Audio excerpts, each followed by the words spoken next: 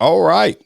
Steve, we're live, buddy. This is something we've been working on for a long time. Shane, let's dive in, man. I've been looking forward to getting started on this series with you for a long time. We've been talking about so many things going on in the world of work, and yeah, let's go. Let's Yeah, go. absolutely. First of all, everybody tuning in, really thank you guys for joining and following Steve and I along on this journey where we're going to talk about the work week in the after hours format. I mean, we may have some episodes where, we're both here enjoying a nice glass of wine or a cold beer from time to time because we want to have the conversations that you probably wish you were having at work, but maybe HR doesn't want you having them, or your company doesn't speak out on certain things, but you're still having them, Friday evening when you're meeting a coworker out for a nice wind down, and these things come up. So Steve and I are going to share our opinions and some insight, and some of it we might get wrong, and some of it we might get right, and some of it we might just be right down the middle. So um, I think the biggest topic right now that probably owned the news um, feeds, if you will, Steve, was the Suez Canal.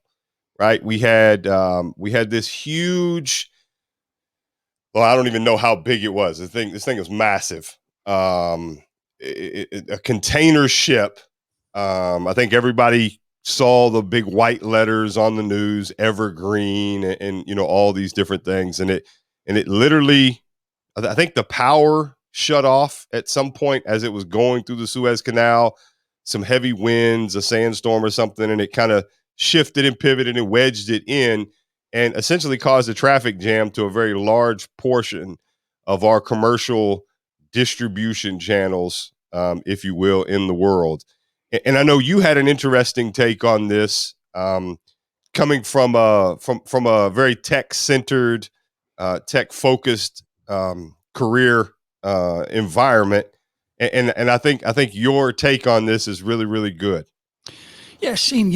I was really struck by this story, and I couldn't understand why. I was just thinking about this, like, why does a ship in the Suez Canal? First off, I had to look on a map to see and remember where the Suez Canal was. But once I started thinking about this, I'm like, why is this really capturing my attention? And I think it's because in this digital age where everything's technology and AI and artificial intelligence taking over. Here we've got a simple ship that we can all relate to on the water, stuck, causing billions of dollars. I mean, when you say evergreen, that's what their insurance carrier's thinking right now. It's going to be evergreen because the bill's going to be huge. And I think I just read yesterday that the Egyptian government's saying we need $1 billion, or we're holding on to the ship until we get the Yeah, $1 billion. But it's just so fascinating, I think, that we get all consumed in our worlds today, in the world of work and around technology, and here we go in something very non-technical, just getting stuck and bringing this global economy to its knees, causing billions of dollars in damage. It really stuck with me, just around how I could relate to that. I yeah, understood that. And I've worked in technology companies most of my career. And my first job, I was working in the fashion industry, and I could relate to a sweater, a t-shirt, a pair of shorts, a jacket. And when I started getting a semiconductor, it just didn't have the same relatability to me. And this mhm, story just immediately related, I could relate to it in a really absolutely. weird way. Like, I wasn't happy about it. I'm sad. And obviously a lot of people are going to lose a lot of money on this one, but it was just so interesting to me how that caught my attention. Yeah, it's wild. I looked it up. So it's a 1,300 foot long, 200,000 metric ton mega ship. Jeez. Is what it is, and it's wild because so it's funny you mentioned. It's not funny, I guess, but Egypt said we want $1 billion, or because they actually make money. That's part of some of where their national revenue comes from, is owning. I guess they maintain it. I don't know if they own it, but I know they That's right. It's like a maintain it. toll route for them. Like, they're Yes, collecting tolls when ships are yes. coming by. That's right. And the Yeah. wild part is that $1 billion that they've lost in keeping the ship. I was reading somewhere that there was a bunch of farm animals on the ship, and they couldn't offload them because of the different regulations of animals in foreign countries and different That's right. things. All So the germ concerns. Yeah. yeah, yeah. So it's like it's this wild problem that something as simple as not like as just the wind blowing too hard and an electrical glitch in something that could disrupt our world. And it's wild to think about, and I think this is why maybe it relates to so many people is we've all had Suez Canal events happen in our personal life, in our I mean, hell, we're coming off COVID, right? A Suez Canal happened to the world. We all dealt with it. So I do find it pretty wild on how one small thing affected so many different people and impacted so many different industries, so many different people. Yeah. Everybody had an opinion on it. Everybody was watching it. And most people have no idea where the Suez Canal even is. Right, right. And so, Shane, I love how you drawing we all have Suez Canal moments in our lives. So here's another part of this story, which also grabbed me, which is how we got out of this mess in part was because of the cycle of the moon. And some people, I'm a body surfer, love the ocean, always have. And people who study oceanography and so forth will tell you that when the moon is at a certain, I don't know, they call it apogee and perigee, when it's super far, super close, the tides are impacted. Well, it just so happens a few weeks into this, the moon is at such a location that the tide is rising, which is going to help lift the boat out. So this wasn't some computer programmer. It wasn't some engineering, feat of genius. The moon got us out of this one, right? So, I mean, I don't know whether the Suez Canal is, you're a super duper engineer and you're going for a job interview and you got a flat tire. Like, whoops, I can't go to the interview because I had a flat tire. I mean, obviously pre or post COVID, but what are those moments that we can all relate to? Because brought to your knees by something super, super simple and saved by something even more sort of out of our direct control. That's part of the circle of life, I think there's a double edge to that, right? It's oftentimes you've been a part of hyper growth companies and growing, these things and building big businesses and global distribution and been a part hiring people in hundreds of different locations and all of these things. And I think it's wild how and even in my time of building a company and from the ground up, you have a Suez Canal moment. We're also both parents, right? So we've had that moment where I think and put it in context, even if you're not in a professional world and you're a parent and you're listening, we've all had that moment where the kid wakes up, the baby's crying, there's not a fever, they've eaten, you don't know what's wrong, you've not been to bed in 2 days because they won't go to sleep. And it's like this Suez Canal moment is disrupting my life. I've got to go to work. My wife's got to go to work. We've got to figure this out. And then it's that moment where you realize that you were so worked up about this big event that was occurring, this impactful emotional thing that was happening, but the solution was just the onesie that they were wearing somehow was making them uncomfortable, or they couldn't and you put a different one on and now they're good, right? Or at work, right? It's this issue that's happening, and then when you actually take a step back and or when it's finally fixed, you're like, well, the answer was right here in front of us. We just wasted a bunch of time. And it's wild how that happens. It's wild how relatable that is, I think, to so many different people. Yeah, I'm sitting here thinking of a situation we had at LinkedIn one time where we had built, so this is back to probably like 2010, and for a side project, a bunch of engineers in the company had built this really cool visual of the globe and put it on a television. And whenever a new member of LinkedIn signed up, the globe would stop and a little dialog box would pop up showing the name and the title of a new LinkedIn member. So it was showing sort of the visual gamification of new members joining very, very quickly. And the globe would spin, boom, new member in Ukraine, boom, spin around, new member in Miami, Florida, boom, accountant, spinning like, oh, new member in Papua New Guinea, whatever. And so one day, I'm interviewing a candidate for, I think it was sort of data protection, or it was a pretty senior level engineering role. And in our interview lobby, we had this TV with the globe spinning. Okay. So the candidate comes in my office and says, "Hey, I need to let you know something." I'm like, "Okay." She said, "Your site's under attack." And I said, "What?"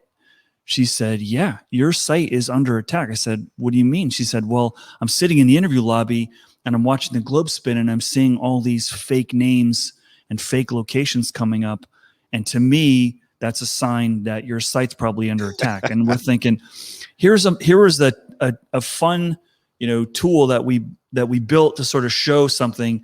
And through that little tool, someone saw something, and it turned out she was right. The site was under attack. There are people that since said she plotted the whole thing, so she would look like she was really smart. But it was an interesting sort of in a reverse kind of way.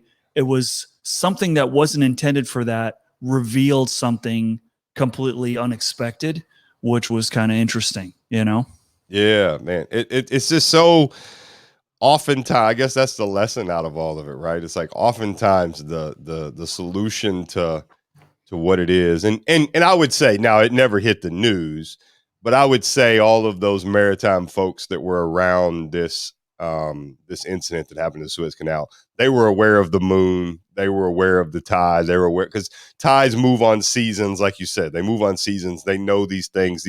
That's their livelihood. They literally live, eat, and breathe on the water the majority of their life. So it's pretty wild. What I also find wild is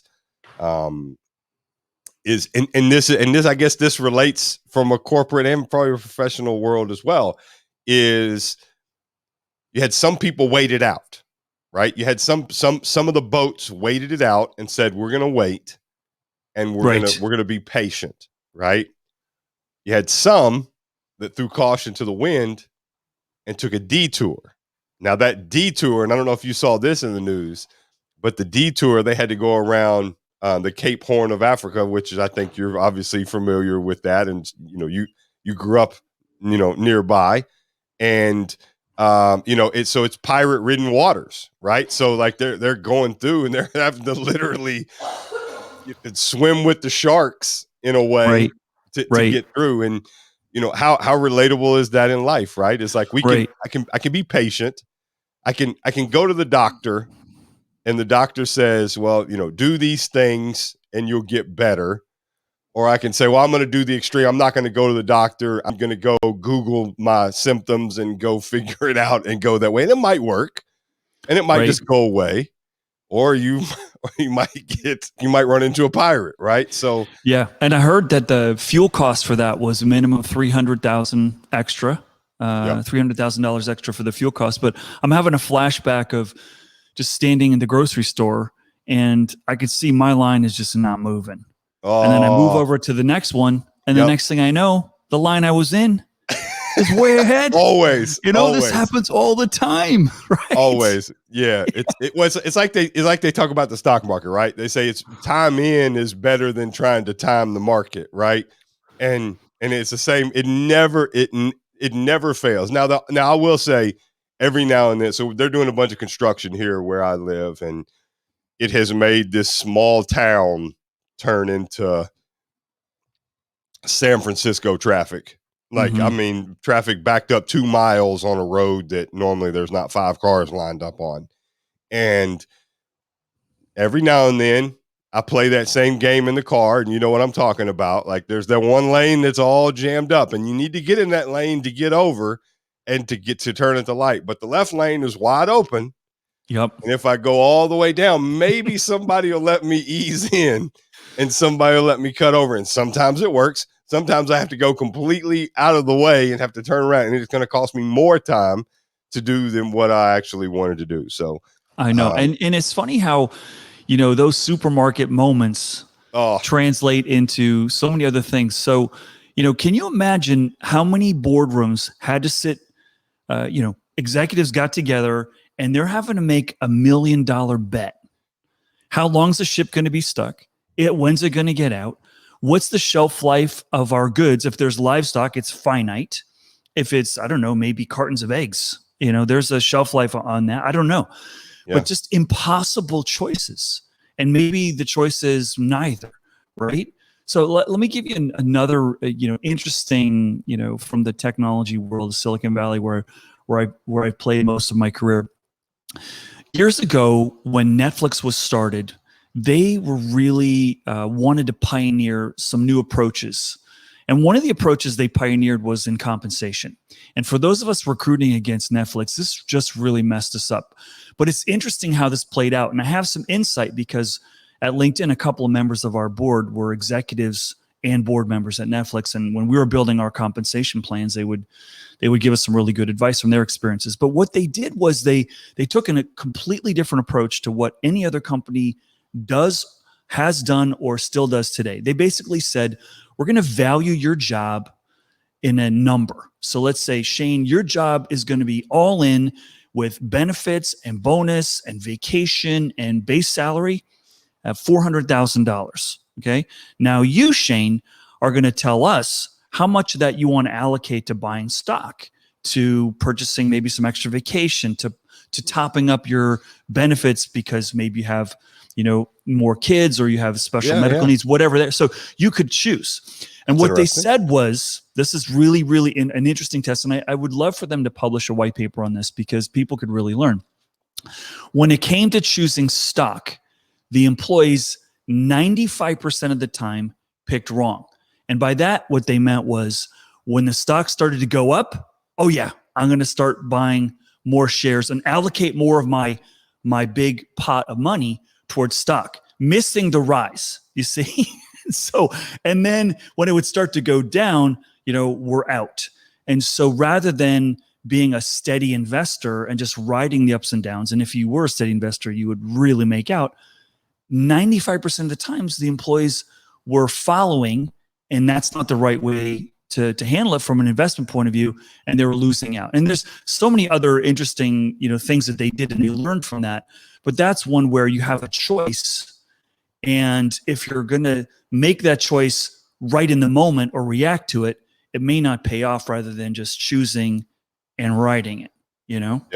Yeah. It's, and that truly is one. And I think, so I did a quick Google. There are a couple articles on how Netflix, they call it how Netflix reinvented HR. So you and I maybe need to do an episode and kind of dive into that and peel that back a little bit, because that might be really, really cool. Yeah. But I do think it's wild, like you said, in those boardrooms, now there's moments of, we're damned if we do, we're damned if we don't.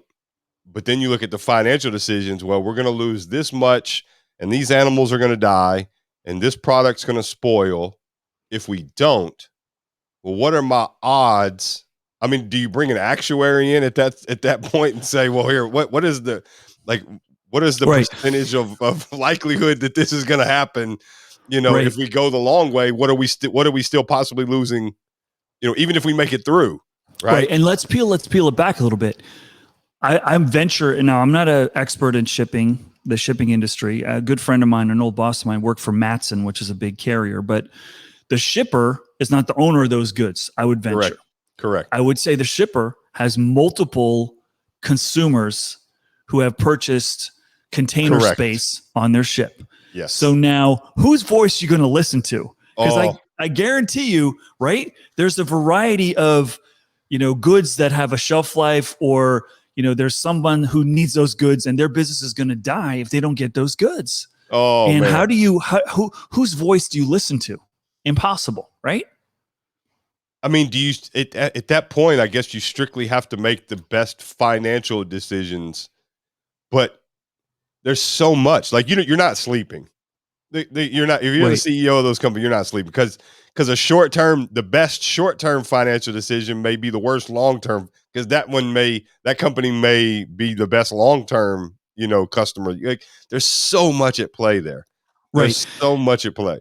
Right. And you know, that brings this story home to me from we're still in this pandemic situation and how many impossible choices and decisions we have to make. So you're in a business right now in the pandemic, your sales are way down. How long do you go before you got to start facing the impossible choice of I need to let people go because it's payroll's my biggest expenses in a company. Yeah. Who are we going to let go? How long do we hold on? And this is the moment where, as a freight company, you know, these moments of crisis, and you and I have talked about this before, these moments of crisis is when you have a real chance to build loyalty and build, you know, real customer, Quickly. followership. Yeah. Or you can lose it in a blink. Yes. So how you treat your, like the first thing I would recommend if it were me is like, I'm going to call everyone that's got a container on my ship right now. Let them know we're on it. We don't know. We're following the best possible sources of information, but you know, can you tell us what your first response is and how you'd like this to play out? Can't guarantee that we're going to be able to deliver on that, but if we can get a helicopter out there and airlift your container out, if it's that important, we will share the cost with you or something, right? Like, there's choices you have here, and that's sort of the big, you know, so what moment I think for a lot of these carriers is, yeah, it's not. It's how you handle this emergency and crisis and how you treat your customers. That's really going to be worth a lot to you in terms of your brand value, I would say. Well, I think a lot of it too, it goes back, and it's wild how this intersects and crosses into so many different realms, but it's a lot like leadership, right? Like there's a difference in treating everybody equal and treating everybody fair. Mm-hmm. And in this scenario, I have to think that a good leader would pick up the phone knowing that you've got a smaller carrier on here who this is financially going to destroy, and you have to, like, their opinion might weigh a little bit more because it's having that empathy to understand. Whereas if we've got Nabisco over here and they've got 2/3 of they're not really going to, you know, I mean, they've got it insured. It's going to be a loss.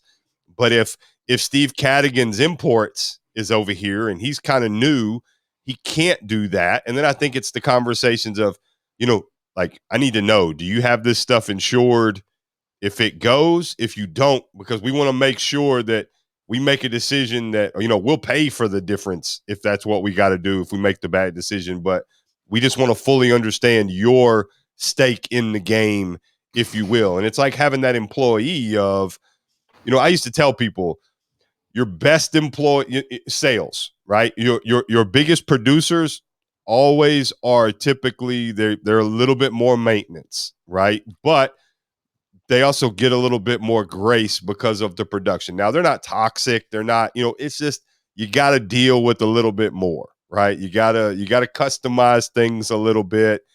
Michael Jordan, right? You're going to deal with Michael Jordan, Dennis Rodman. We all watched the story that during the pandemic, Dennis Rodman took a break and went to Las Vegas and was laid up with Carmen Electra and doing Lord knows what and taking who knows what kind of substances. But he's Dennis Rodman. You just kind of got to deal with it, right? Like you got to deal with some of these things. In that moment of that container, it's like, hey, we're going to treat everybody fair, but understand that we're not going to treat everybody equal. Like there's a difference in this, and we want to be fair to everybody.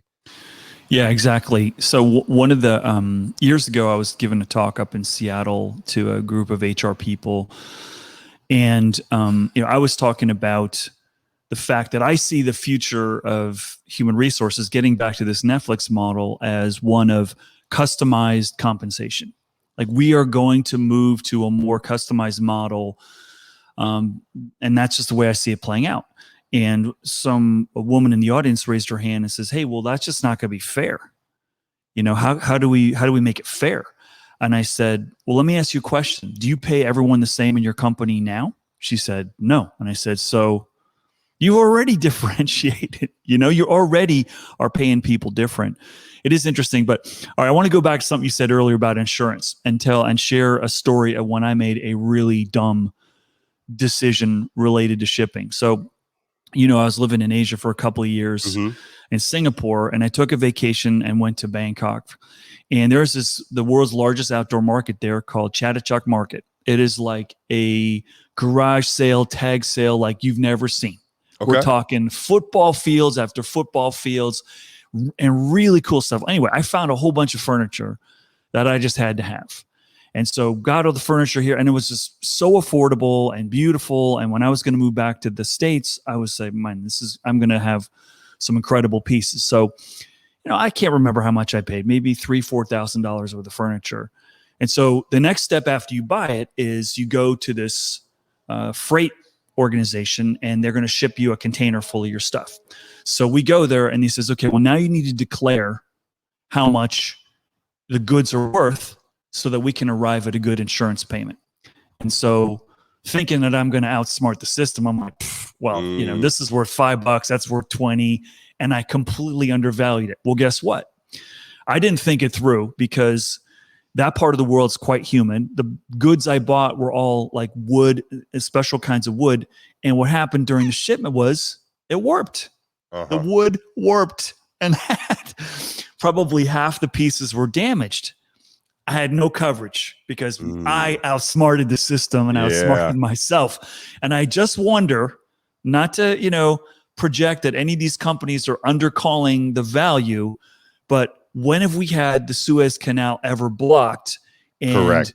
That would motivate you to undercall the value of your goods. So that's what I was getting to. If this guy tells me like, look, I'm good, the other guy's going to tell you like, this is just between you and I, but I'm going to be honest with you. We've only got about half of what's on there on it. Right. Like, and that's what I was getting to. Like we've all been there. Right. It's like, when I traveled a lot with CCR, I would go and stay for 2 or 3 weeks at a time in Australia and New Zealand, these different places. And same thing with the airlines and the luggage and the weight and how much weight you get. Well, 3 weeks in Australia, I've got to bring a bunch of candy back to my kids that they can only get. And I mean, I've finagled, I've had stuff on me when I check the bag. And then right when we go put it in after it's already been, oh man, I've done all that. But again, you're only covered for what you've got in there when you go through. And yeah, the insurance is, I would have to think that is the reality of it is human nature. Someone on that ship did not have something fully insured, I'm sure. Absolutely. And this is the moment probably the insurance companies are like, oh yeah, people are going to remember why they need to maximize their insurance coverage. That's right. Because of this. Again, your next 10 loads that go out, they will have full. Why are they paying such a higher premium? Well, we're just taking on more expenses. No, you're making sure you're covering your hind end because somebody lost their job because they didn't. Yeah, they didn't do it. So and that gosh, you talk about all the learnings you can take from the Suez Canal, and I just love this conversation, Shane, around the Suez Canal moment. So let's just go in a direction which you just covered, which is learning from a situation and swinging the pendulum the other way. So I've been a recruiter for over 30 years, and I could tell you without a doubt, almost every time we had someone leave for whatever reason, voluntarily or involuntarily, almost always we would say, well, that last person didn't have this, so let's hire the next person to have more of that. Mm-hmm. And we fail to appreciate sometimes that what they did have, we undervalue that in the next person. You follow me? Mm-hmm. So we'd like swinging the pendulum. So I definitely believe people will be buying a lot more maritime shipment insurance for sure. But it's sort of like a pendulum and we flip it rather than like, why don't we hold steady? Why don't the Netflix employees learn, hold your steady and in the long term, it's going to play out. I guess that's how human nature works, Well, I think so. And you got to almost wonder, like, it's 2021. So I'll give you an example. I have to think that Elon Musk wasn't sitting somewhere and thinking, well, why in the hell are we only using this one narrow stretch of land to do this when we have, and he's looking at a map and he's thinking, well, we can put one here, We can do this here. Why are we not rewriting it here? And you have to think that and I guess that's probably the next stage of the conversation is what innovation comes out of, um, a Suez Canal moment in your life, or I'll share. Like, innovation came out of, in a Suez Canal moment when I got divorced, and it was like, okay, all of a sudden, everything about my life is now solely on me. It's, here I had to learn all of these things. I got to keep up with everything. Where I was just going to work, you balance the checkbook, you handle these things. Now I'm on all of it. I'm having to keep up with this stuff. I'm having to check and make sure I'm getting the right insurance. I'm, all these different things that I just never really at the time focused on. And, that Suez Canal moment that caused you to stop in your tracks and detours your life in a way. There has to be innovation that comes out of this. There has to be.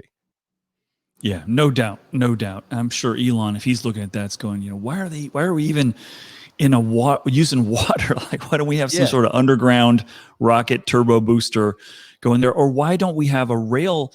Why isn't it more automated that it could go like that? I was listening to a radio show a few years ago, and I think it still holds true that transportation is one of the most under transformed, under advanced, parts of the economy. Yeah. Like, we have seen so little advancement in transportation, and that, driverless could lead to greater speed of getting to locations. And I do think there's a chance, and some cities are going this way. There's a chance. Let's just take, like, Las Vegas is a great example of this. Mm-hmm. You don't need a car in downtown Las Vegas, but boy, it would be nice if you could get from point A to point B, and not have to be in a taxi. Yep. And so I wonder if we're going to see cities where you park your car outside and then you get into some sort of automated vehicle that takes you from point A to point B. Okay, so this is so it's wild that we're talking about this. So that is the evolution of Tesla. So that is the dream of what Tesla is. So Tesla is essentially what the average person who doesn't really follow Tesla and just sees a really cool looking car that goes really fast and you can drive without your hands on the wheel, they really miss a lot of what's going on. So Tesla's whole dream is to have a network of cars. Like, if you and I both owned a Tesla, we go to the office, we could opt our car in to an automated Uber-like service. So while we're sitting at work, our car is autonomously going and helping ease the traffic and the transportation grid. Mm-hmm, so it's going out, picking somebody up, taking them. And they have a very similar, it's not Tesla, but it's Waymo. I think Waymo is Amazon. Where in Washington, and I think in Phoenix, if you get the app, and if anybody's listening, if you've never done it and you fly into one of these cities, download the app, and you're staying within the city, an autonomous vehicle. It's like a square, or like a rectangular, looks like a toaster oven almost, pulls up. You can get inside, and it takes you where you want to go. And that in a lot of ways is very interesting. As you know, I won't get into it too much, but as you know, I've been doing a lot of research on Portugal and Lisbon and trying to really understand. A lot of people don't have cars there because, one, it's a very walkable city. It's easy to kind of get around. Mm-hmm. But two, the roads are really, really narrow, right? And you got to wonder what innovation is going to come out of this, to where they say, we're just not going to allow any residentially owned, like, you got to pay like a super premium to have a residential car, a consumer car within the city limits, right? And London kind of does that. I didn't know this, but one year, I did like a talking road tour where I actually flew into London. We rented a car, drove all the way through the English Channel, drove up to Belgium, turned around, drove all the way up to Leeds, and then made our way back down to London. And when we were in London, one of my guys who was working with me, he's from England, and he was like, "Man, once we go into the city, like, we've got to stay there." Like, and I was like, "What do you mean?" And he was like, it's going to cost you so much money to go in and out of the city by driving. And he said, you might as well just buy a car. He said, it's crazy. Well, there's zones Yep. in the Yep. city. So every time they know your car, when your car goes into a different zone, Mm-hmm. you pay a premium. When it leaves and goes into another zone, you pay it's nuts. Yeah. So if you see someone who owns a car in London, Mm-hmm. at a premium, they are paying to do so and enjoying that. And it's still congested and it's still there, but it's those things that are there. So you have to wonder, like, what, like you said, transportation is coming.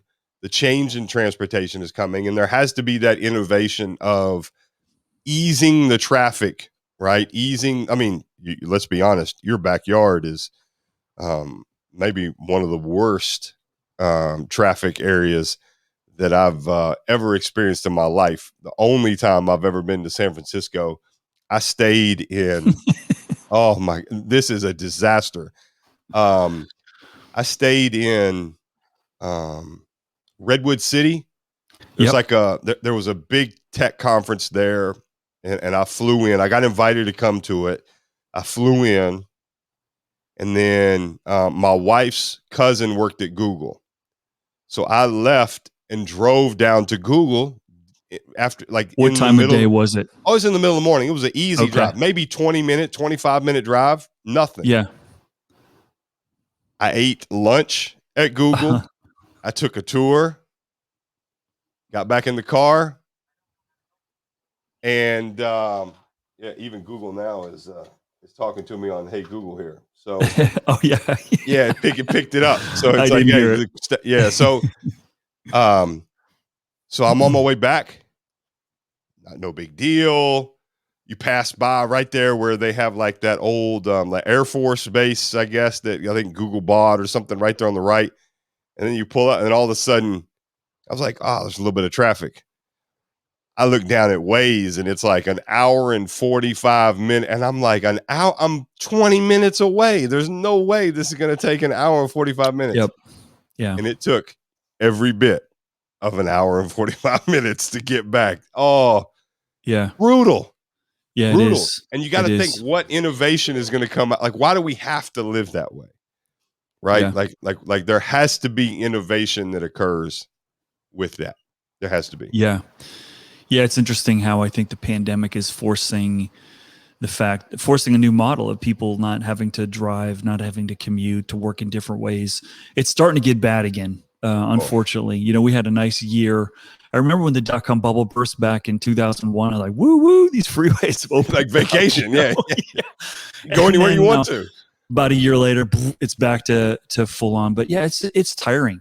One of the problems we had, Shane, recruiting back in the day at LinkedIn, 2010, 11, 12, 13, was hiring young engineering talent out of San Francisco and getting them to go to Mountain View in Google's backyard was basically saying, you're going to be away from your boyfriend or girlfriend for 3 hours a day sitting on a bus. Like, what? Why do I want to do that? And they're like, I don't want to do that. And Google figured out the whole bus thing. And we actually approached them at one point at LinkedIn because we were neighbors with them and said, hey, can we share the bus? And they're like, nope. I'm like, what do you mean? They go, confidential information. I'm like, what? But we're friends. You're buying our stuff. We're buying your stuff. Like, can we just share the bus? Nope, can't share the bus. And we're just like, wow, that's really, you want to protect confidential information on your buses. And so what they turned them into was these Wi-Fi hubs. Yeah. For people to be productive there. And but yeah, it's a transportation, and speaking of that, how would you like to be an investor in the luxury cruise line business right now?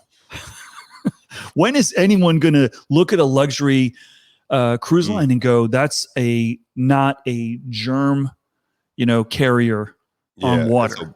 As a floating cesspool. Yeah. Who's going to go back to that anytime soon? I mean, I'm sure they will. Yeah. I mean, I'm sure they will. Common sense isn't common sense isn't given to all of us. So, right. It's right. It's there. But yeah, I mean, there's so much of, like, things like going back to the San Francisco thing. There's two things I learned about the traffic. Yeah. One, the best investment you can make if you want to get somewhere quick in San Francisco, Silicon Valley, is a motorcycle. Yeah. And they fly. At least back then they did. They would just skip line in traffic. We talked about skipping line. They just drive in between the stop traffic and go through. And then I'll tell you what blew my mind. When I got to Google, and LinkedIn's office is right there, literally right around the corner. Mm-hmm. Yeah. If you've never been there, and for any listening, it is a really, really cool place to go and see the nostalgia of the different brands you work with and those kind of things. And I'm driving and I pull in and I called him. I'm like, hey, where do I park? He's like, well, you just park anywhere. And I was like, well, what do you mean? He's like, just park anywhere. I was like, I'm not going to just park anywhere. And then I turned the corner and nobody's actually in a parking spot. Their cars are all just crammed in, and they all did valet because they had no parking. So I drive around. I was like, I'm not just parking up on a curb at Google. Like I'm not going to do that. And I drive around back, and then there's these tents, BMW and Mercedes. I know you know what I'm talking about too. There's a BMW and a Mercedes tent back there. And I'm like, what is this?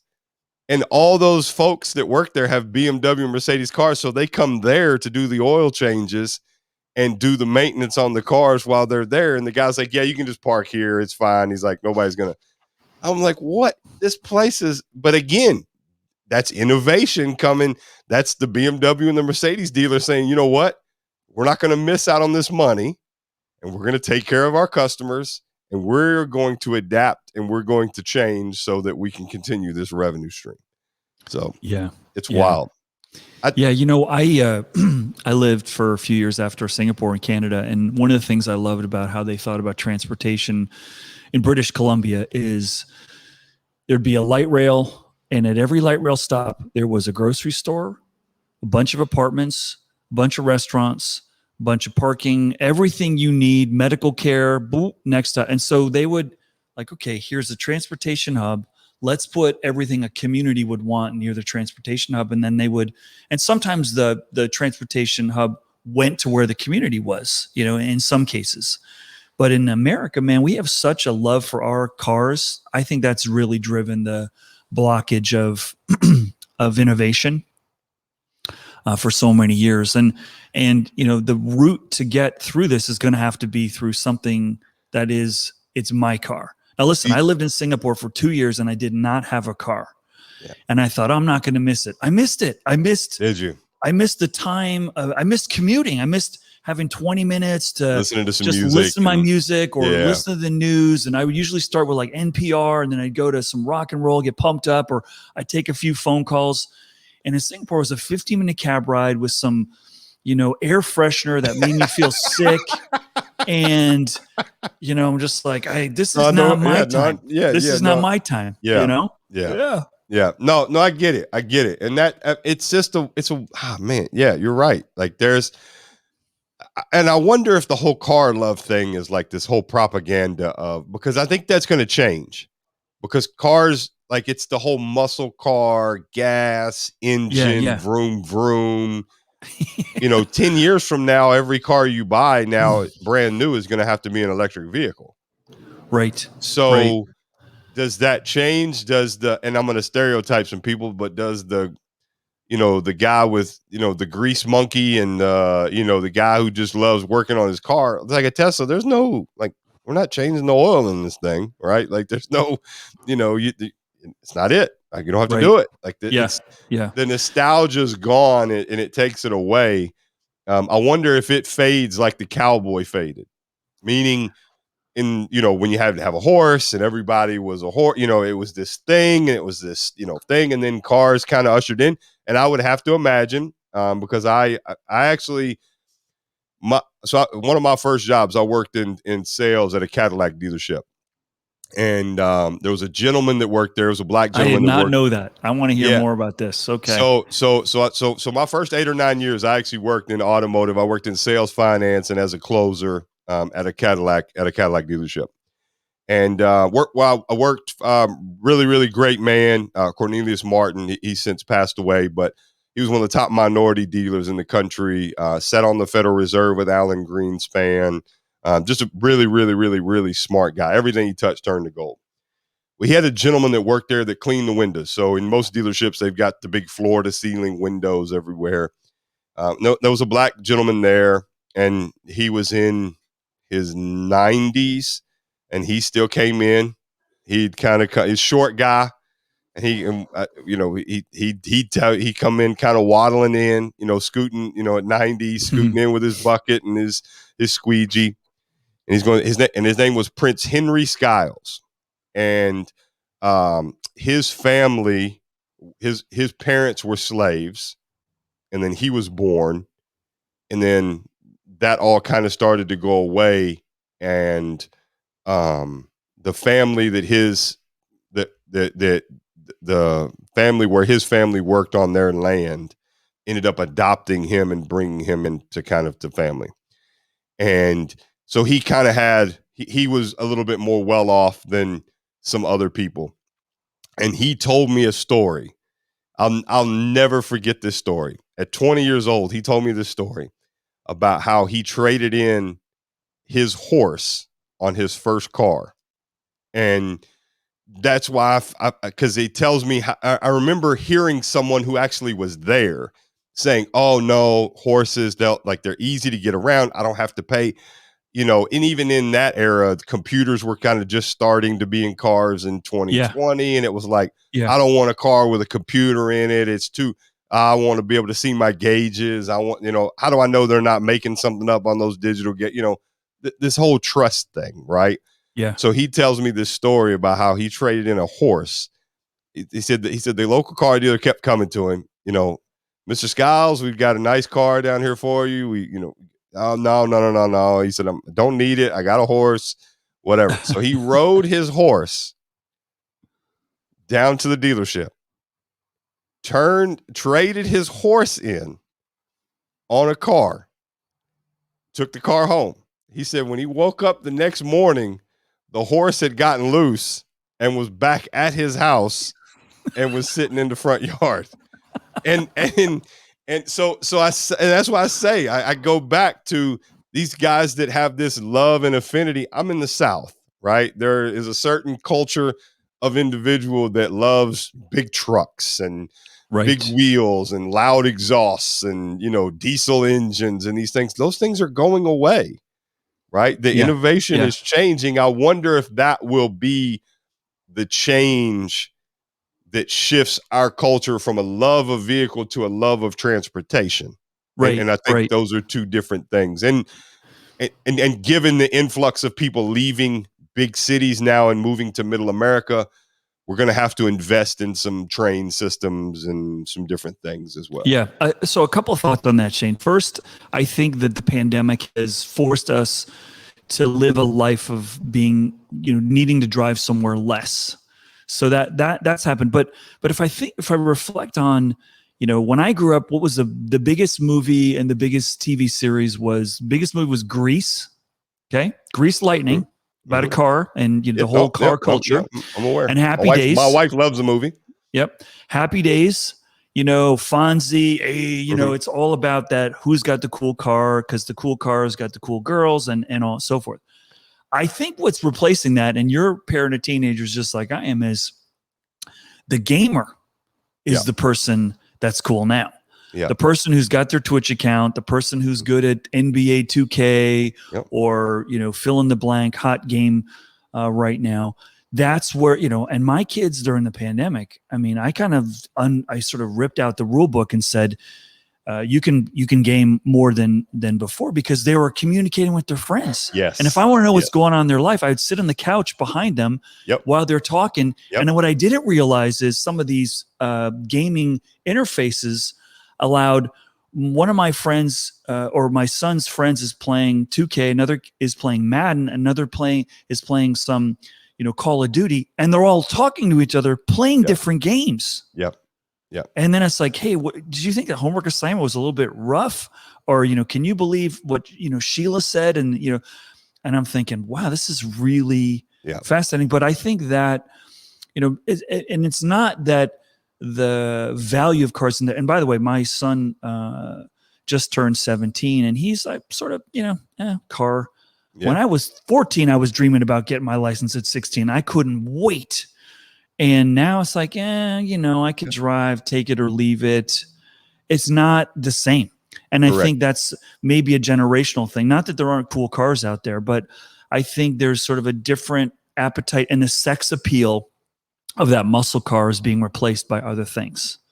Well, I know, and our kids know, like, there's the thought of, well, why would I want the stress of having to go get my own car when I can just go on my phone and like just come pick me up? Why would I want to do that? Or when you talk about video games, it's a status. It gives a status of social capital, having a brand that's out there. And a lot of that, it's wild. Again, it's the evolution changes of, when video games first started in the late 80s, early 90s. Well, if you were a kid that spent a large majority of time on video games, well, either your parents or your parents' friends thought you were a lazy, no good, and you're never going to be nothing in society. Like, that's just what it was. Now you can make millions of dollars just playing video games with your friends and airing it on YouTube. Yeah. And, it's a wild time. It's a wild time. And I think kind of bringing it all back full circle to the Suez Canal, those things happen. What are how are you going to deal with it? How everybody deals with it. We all deal with different Suez Canal moments. And, maybe somebody listen to this will have a Suez Canal moment, and this will help them, a story that we've shared or some insight that we've shared, maybe help them, think through it a little bit or talk through it. Yeah, it's a learning moment. That's what I'm taking away from this conversation, Shane, is that, look forward to those Suez Canal moments, because they're breakthrough opportunities. They're chances for you to look at a situation differently. Yeah, it's uncomfortable. Yeah, it doesn't feel great. We all have them, and so there are chances for us to learn. And man, I really enjoyed this conversation. Yeah. I'm looking forward to next week. I think you're right. The lessons learned out of that are, do the best you can, make the most informed decisions you can, and know that the tide is going to change at some point. It's going to change. So just be patient and do the best you can. So, Steve, has been great. I think this is one episode of many. And this is we're both kind of coming off a little bit of illness right now. So we're both not 100%, but I think we did pretty good. I think the ideas are at least 200%. Oh, absolutely. And the good part about it is we'll have another crazy story come up in the next week that we can kind of dive into. And this will be good. I appreciate you having me along with this journey. Same here, Shane. I'm really looking forward to it, and I just really enjoyed the conversation. Absolutely. For those listening, make sure wherever you do listen, whether it's on Apple, Spotify, go give us a 5-star review, share it out to your friends. You'll start to see some social sharing and some clips and the full video and audio form being shared out here in the next couple of days. So really appreciate you guys coming along on this journey with Steve and I. And Steve, I'll see you next week. You got it.